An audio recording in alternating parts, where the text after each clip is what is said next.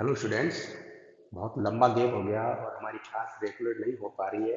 अब एग्ज़ाम ख़त्म हो चुके हैं तो अब ट्राई करेंगे कि हमारी रोज़ क्लास है अब, लेकिन फर्स्ट ईयर भी स्टार्ट होगी तो फर्स्ट ईयर के वीडियो लेक्चर भी बनाने पड़ते हैं। Okay, now last video lecture में मुझे जहाँ तक ध्यान है हम फिनॉल स्टार्ट कर रहे थे और फिनॉल की प्रिपरेशन हो गई थी, फिनॉल के एसिडिक करेक्टर हो गए थे, रिएक्शन स्टार्ट कर दी थी। और मुझे जहाँ तक ध्यान है थर्ड कैटेगरी की रिएक्शन स्टार्ट करनी है। फर्स्ट और सेकंड एक तो ओ एच और सी ओ क्लीवेज की रिएक्शंस हमने पढ़ ली थी। थर्ड में आती है फिनॉल की इलेक्ट्रोफिलिक सब्स्टिट्यूशन रिएक्शन, है ना। इलेक्ट्रोफिलिक सब्स्टिट्यूशन, है ना, इलेक्ट्रॉन्स में ही प्रतिस्थापन अभिक्रिया। क्योंकि मैंने आपको पहले ही कहा था कि जब भी बेंजीन आती है ध्यान रखो वो चार रिएक्शंस फिक्स है। हाँ समझ गए, हाँ बोलो क्या। नेशनल हाईवे पे फुल स्पीड कौन सी आएगी? वो चार रिएक्शन फिक्स है। नेशनल हाईवे पे फुल स्पीड, क्या मतलब? एन का मतलब बोलो, हाँ बोलो। हाँ nitration, H halogenation, F fiddle craft और एस सल्फोनेशन। ठीक है, तो ये चारों रिएक्शन आपको बहुत अच्छे से आती है। नहीं आती तो एक बार पढ़ लो तो आपको यहाँ बहुत इजी लगेगा। लेकिन अभी फिलहाल मेरा क्वेश्चन ये नहीं है। फिलहाल मैं आपसे कुछ और बात करना चाह रहा हूँ और वो बात ये आ रही है कि क्योंकि ये बेंजीन नहीं है, अब ये फिनॉल आ गया। अब ये कि ये रिएक्शन फिनॉल में आएगी, सारी रिएक्शन आएगी, ये वापस वही सल्फोनेशन भी होगा। लेकिन OH ग्रुप का रोल क्या है? तो यहाँ पे फर्स्ट ईयर का वो क्वेश्चन बहुत इंपॉर्टेंट आ रहा है। सबसे पहला पहला मेरा क्वेश्चन है OH का डायरेक्टिव इफेक्ट क्या है? OH का दिष्टकारी प्रभाव पता है ना, ऑर्थोपैरा। तो OH क्या है? ऑर्थोपैरा डायरेक्टिव, दिष्टकारी। तो एक तो ये चीज है। अब ये ऑर्थोपैरा डायरेक्टिव क्यों है ये मैं नहीं बताऊंगा, ये आप बताएंगे फर्स्ट ईयर में जा करके। फर्स्ट ईयर के बच्चों को भी थोड़ा पढ़ाया करो। नंबर दो, हाँ पढ़ाने के बाद अभी आके पूछ ले ना, कुछ नहीं आ रहा दीदी ये सवाल बताना, भैया घर से जा, समझ गए ना। दूसरा, OH एक एक्टिवेटिंग ग्रुप है, ये ध्यान रखना। It is a activating group, सक्रियणकारी समूह है। क्या होते हैं सक्रियणकारी ग्रुप? क्या होते हैं? एग्जाम नहीं हुआ ना इसीलिए लपड़ा है, भूल गए। जो इलेक्ट्रॉन डेंसिटी बढ़ा देते हैं। तो OH का कौन सा इफेक्ट होता है? OH का प्लस एम इफेक्ट होता है। तो प्लस एम इफेक्ट के कारण इलेक्ट्रॉन डेंसिटी बढ़ जाती है, इसलिए इसके ऊपर अटैक ज्यादा होता है। जो इलेक्ट्रोफाइल है वो ज्यादा अटैक करता है। तो कहने का मतलब ये दो पॉइंट आपको माइंड में रखने पड़ेंगे, इनके जवाब आपको आने चाहिए। ठीक है, पहला ऑर्थोपेरा डायरेक्टिव होता है, तो आने वाला कोई भी जो अटैक करेगा इलेक्ट्रोफाइल वो ऑर्थोपेरा पे करेगा।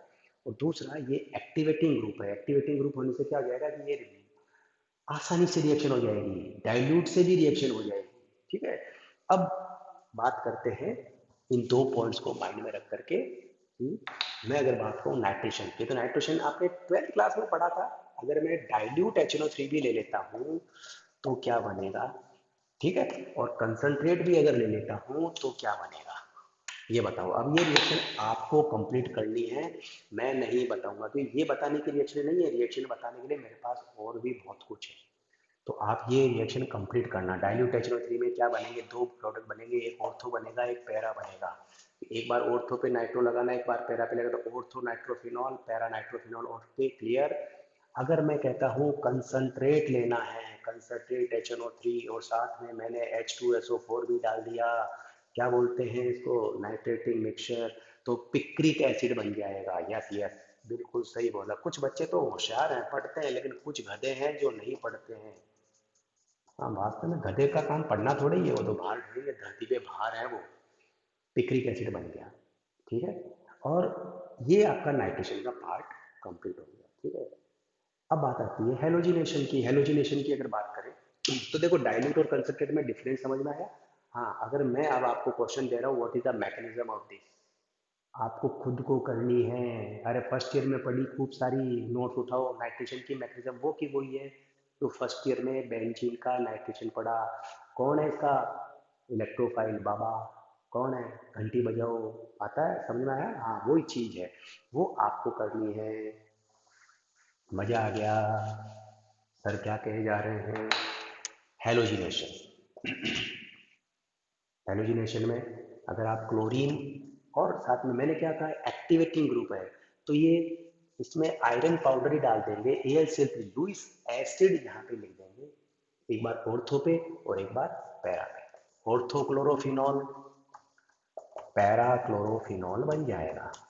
लेकिन अगर मैं कहूँ ब्रोमीन के साथ रिएक्शन कराएं, ब्रोमीन वाटर के साथ अगर रिएक्शन करा देंगे, तो इसमें देखो दो अलग अलग कंडीशन आ रही है। ये बहुत अच्छा क्वेश्चन है जिसको आप नोट करके रखना।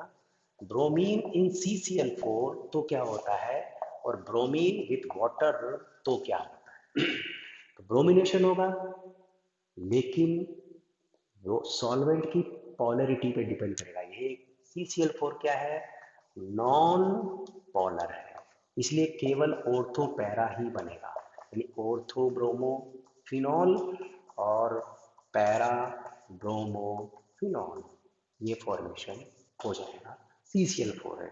लेकिन अगर आपने पोलर ले लिया, वाटर क्या है, पोलर है, तो नेचुरल है पोलर से क्या होगा, इलेक्ट्रोफाइल ज़्यादा बनेंगे, और ज़्यादा बनेंगे तो अटैक भी ज़्यादा होगा। तो ऐसी कंडीशन में हमारी जो दोनों ऑर्थो पोजीशन है, यहाँ पे भी और यहाँ पे भी, और साथ में पैरा पे भी, तो क्या नाम हो गया, 2,4,6 ट्राई ब्रोमोफिनॉल। और ये होता है वाइट कलर का PPT।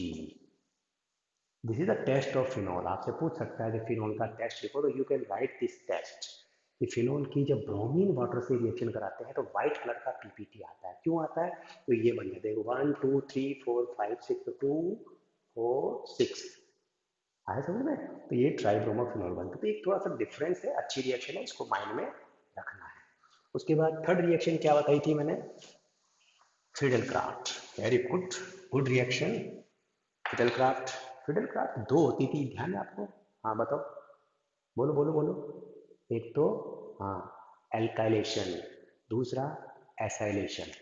तो फिनो अगर आप फिनोल की रिएक्शन किसी एल्किल हैलाइड के साथ कराते हो, या आप फिनोल की रिएक्शन एसिड हैलाइड के साथ कराते हो, AlCl3 लुईस एसिड जरूरी है, मस्ट है फिडेलक्राफ्ट में, ध्यान रखना। तो यहाँ पे क्या जुड़ जाएगा, R, यहाँ क्या जुड़ जाएगा, एसिड ग्रुप। पता है ना आपको, एक बार ऑर्थो पे एक बार पैरा के ऊपर ऐड करना है। तो ये यहाँ पे आ गया देखो, ऑर्थो एल्किल, और ये आ जाएगा पैरा। यहाँ पे एसिल ग्रुप आ जाएगा, तो यहाँ पे ऑर्थो पे और एक पैरा के ऊपर। तो ये तो बहुत इजी रिएक्शन है, बहुत आसान चैप्टर है। मैंने आपको पहले ही कहा था कि इलेक्ट्रोफिलिक सब्स्टिट्यूशन रिएक्शन पढ़ने चारों, और उनकी मैकेनिज्म, इन सब की मैकेनिज्म आपको करनी है, मेरे को नहीं। हाँ मैं नहीं बताऊंगा, फर्स्ट ईयर की किताब उठाओ, फर्स्ट ईयर के नोट्स उठाओ, उनको पढ़ो। क्वेश्चन ऐसे दे दिया मैंने, क्वेश्चन देता हूं मैं आपको, फिनॉल से ऑर्थो और पैरा क्रिसॉल बनाओ, क्रिसॉल। अब क्रिसॉल क्या होता है, आता ही नहीं। अरे तो बावड़े, ये रहा क्रिसॉल, ठीक है, ये रहा। तो ऑर्थोक्रिसॉल, पैराक्रिसॉल, इसका मतलब आपको क्या करना है, CH3 ग्रुप ऐड करना है। तो आपको नॉमेनक्लेचर आना चाहिए, ऑर्गेनिक में नॉमेनक्लेचर ही ज़्यादा इंपॉर्टेंट है। तो ये ऑर्थो और ये पैरा पे, इसका मतलब यहाँ पे क्या लेना है मेरे को, CH3। तो जब आप CH3 यानी मिथाइल क्लोराइड मिथाइल ब्रोमाइड से रिएक्शन कराओगे, तो यहाँ पे मैथिल ग्रुप जुड़ेगा, तो उसका नाम क्या होगा, ऑर्थोक्रिसॉल पैराक्रिसॉल। इसी तरह से मैं अगर आपको कोई दूसरा क्वेश्चन पूछ लूँ कि फिनॉल से ऑर्थो हाइड्रोक्सी एसिटोफिनोन बनाओ, मर गए, हाइड्रोक्सी फिनोल। अरे एसिटोफिनोन क्या होता है बावड़ो, ये रहा, ये लो। तो ये क्या हो गया, ऑर्थो हाइड्रोक्सी, यानी कि यहाँ पे क्या है, एसिटाइलेशन। और आपको बता रखा है कि जब जब जब जब इसको यूज में लेते हैं, एसिटिल क्लोराइड का यूज करते हैं, उस रिएक्शन को बोलते हैं एसिटिलीकरण, एसिटाइलेशन। रिमेंबर दिस, क्वेश्चन को ध्यान रखना। अभी फिर पुटअप करूंगा, लेकिन आप इसको माइंड में रखें। तो इसका नाम क्या हो गया, एसिटिलीकरण, ठीक है। तो इस तरह से ये आपकी क्या कहलाएगी, फ्यूल क्राफ्ट। पहला एल्किल ग्रुप जोड़ रहे हो, एल्काइलेशन, एसिल ग्रुप जोड़ रहे हो, एसाइलेशन, लेकिन इसमें पर्टिकुलर इसका नाम क्या हो गया, एसिटिलीकरण। तो बताओ इसका एक और था भाई, एसिटिलिफिन का एक भाई और क्या था, हाँ बोलो बोलो बोलो बोलो, बेंजोइलीकरण है। तो बेंजो ग्रुप जोड़ दो, C6H5 कर दो, C6H5 हो गया, यहाँ पे भी हो जाएगा। तो इसका क्या नाम हो गया, बेंजोइलेशन, बेंजोइलीकरण। बेंजोफिनोन आ गया ये, ortho hydroxy benzophenone, para hydroxy benzophenone. ठीक है, इसको कई बार हम शॉर्टन बॉमन भी बोलते हैं। तो ये आपके फिडल क्राफ्ट का पार्ट हो गया। एक क्या बची रिएक्शन बताओ देखें, जल्दी से बोलो बोलो, सल्फोनेशन। तो सल्फोनेशन आप जानते हो, ओलियम की वजह से कराओगे, सल्फ्यूरिक एसिड डालना है, सल्फ्यूरिक एसिड डालते ही सल्फो ग्रुप लगा देना। तो चारों रिएक्शन बहुत इजी थी, बट एग्जाम में जब भी आए मैकेनिज्म जरूर करनी है। मैकेनिज्म आप समझ गए, इलेक्ट्रोफाइल बनाना है, अटैक कराना है, घंटी बजानी है, थप्पड़ लगानी है, हाँ समझ गए। अब आते हैं, एक बहुत अच्छा क्वेश्चन है जिसको मैं आपको बताता हूँ। यहाँ पे फिनोल की ये रिएक्शन क्या होगी, इन दोनों रिएक्शन का जवाब आपको तैयार रखना है। What is this and what is, इन दोनों रिएक्शन के आंसर आपको लिखने हैं। आंसर लिखते ही एक बहुत इंपॉर्टेंट रिएक्शन आएगी जिसको मैं आगे डिस्कस करूंगा। ठीक है, तैयारी करो।